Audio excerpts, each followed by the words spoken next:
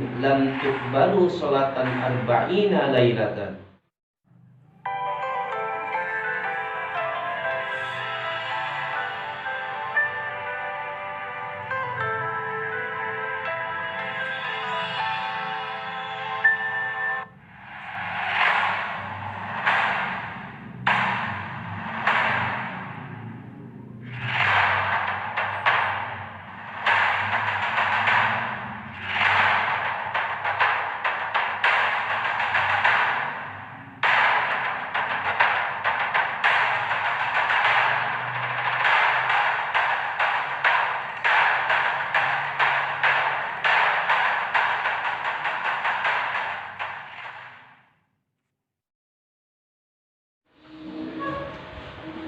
A'udzubillahiminasyaitonirrajim. Bismillahirrahmanirrahim. Assalamualaikum warahmatullahi wabarakatuh. Innal hamdalillah nahmaduhu wa nasta'inuhu wa nastaghfiruh wa na'udzu billahi min syururi anfusina wa min sayyiati a'malina. May yahdihillahu fala mudhillalah wa may yudhlilhu fala hadiyalah.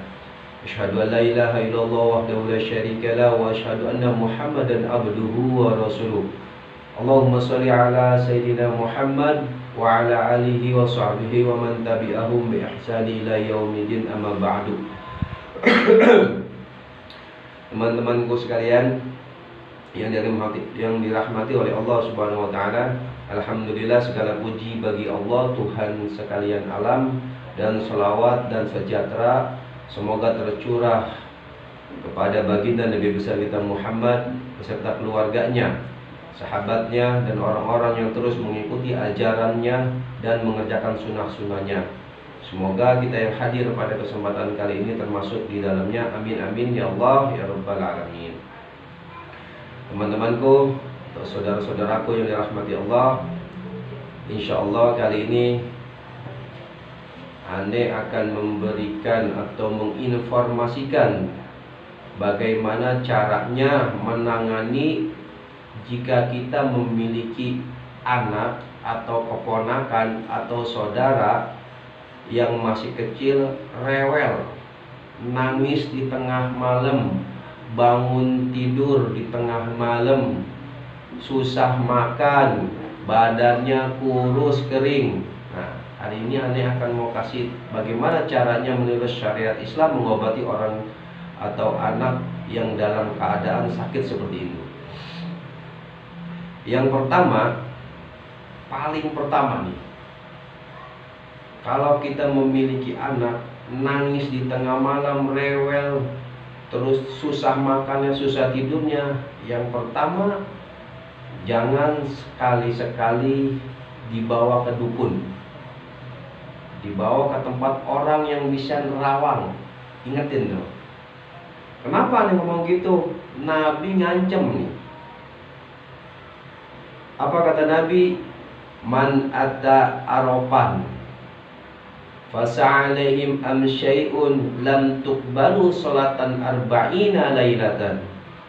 Barang siapa mendatangi orang yang bisa menerawang lalu menanyakan sesuatu kepadanya, lam tuqbalu sholatan arba'ina lailatan, maka tidak diterima sholatnya 40 hari 40 malam.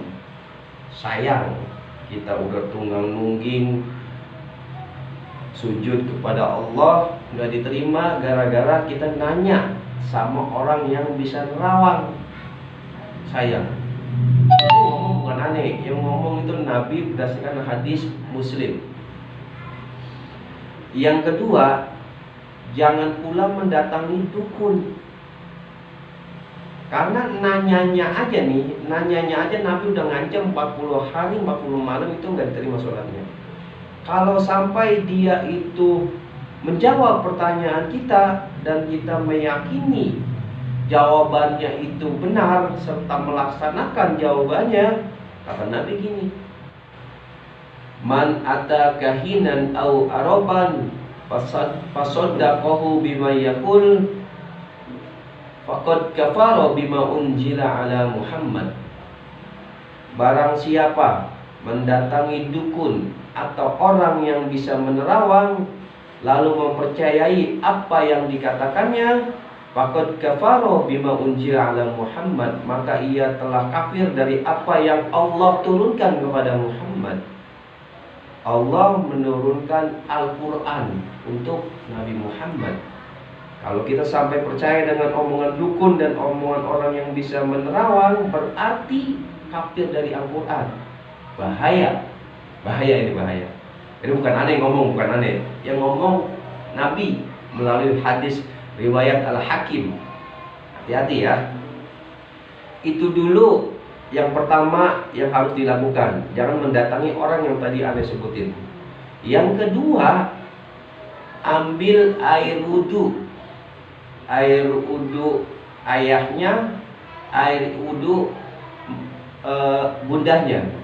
Ambil air wudhu, lalu basuhkan kepada anak yang rewel itu, anak yang gak doyan makan, anak yang sakit-sakitan mulu. Mandiin dengan air itu atau dibasuh di bagian tulang belakang, mulai dari tulang belakang, kepala sampai ekor, dibasuh. Nah, cara-cara yang dilakukan tadi adalah cara-cara untuk anak yang terkena indikasi penyakit ain. Cara-caranya seperti tadi. Karena ciri-ciri dari anak yang terkena penyakit ain itu salah satunya susah tidur, rewel, nangis mulu, badannya nggak pernah gemuk, kadang-kadang emosian. Itu ciri-cirinya. Apa sih penyakit ain itu? Penyakit ain itu penyakit yang timbul dari pandangan mata. Karena dari pandangan mata ini ada pandangan mata kagum dan ada pandangan mata dengki.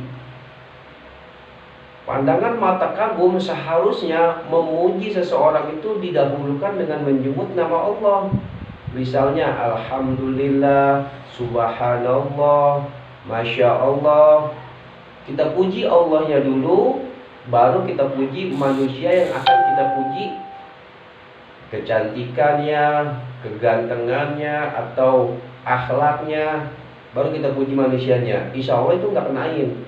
Tapi kalau kita memujinya tanpa menyebut nama Allah, maka itu akan disertai syaitan, dan itu akan menjadi penyakit ain.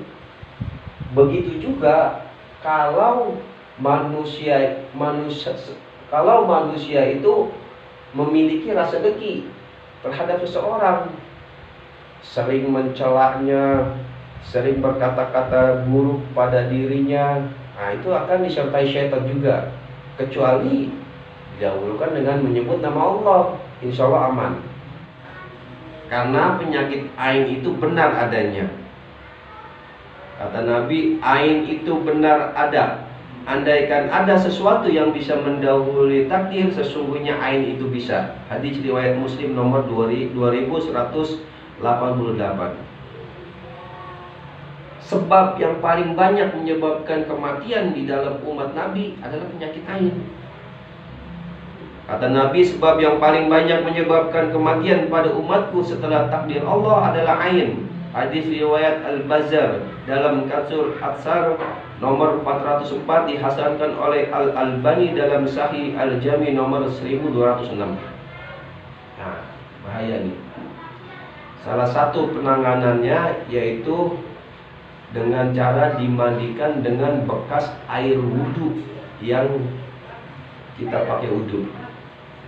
Air wudhu siapa? Air wudhu yang melempar ain. Air wudhu yang melempar ain. Kalau ibunya atau ayahnya bukan yang melempar ain, berarti orang lain yang melempar ain. Kalau begitu kita nggak tahu siapa yang melempar ain. Kalau kita tidak tahu siapa yang melempar ain, maka bacakanlah ayat-ayat Al-Quran. Surat apa aja yang dibaca? Yang pertama, bacakan surat Al-Fatihah. Yang kedua, bacakan ayat kursi. Yang ketiga, bacakan Qul ya ayyuhal kafirun. Yang keempat, bacakan 3 terakhir surat Al-Baqarah. Yang kelima, bacakan surat Al-Ikhlas. Yang keenam, bacakan surat Al-Falaq. Yang ketujuh, bacakan surat An-Nas. Siapa yang dibacain? Bocah yang sakit tadi. yang nggak bisa tidur, yang rewel, yang badannya kurus terus, yang nakal, ini bacain surat ini. Pegang kepalanya atau pegang belakangnya sambil dibacain. Insya Allah dengan dibacakan Al-Quran, karena Al-Quran itu adalah syifa, wa nunazzilu minal Qur'ani ma huwa syifa'u wa rahmatul lil mu'minin. Al-Quran penyembuh untuk orang-orang beriman. Kalau kita mengimani bahwa Al-Quran itu adalah syifa, penyembuh yang Allah turunkan, maka insya Allah kita yakin, kita baca akan sembuh. Lakukan tips tersebut, insya Allah Allah ijabah. Saya rasa cukup dulu ya. Nanti kita bahas lagi. Saya akhiri, billahi taufiq wal hidayah. Wassalamualaikum warahmatullahi wabarakatuh. Jimat tak menambah manfaat.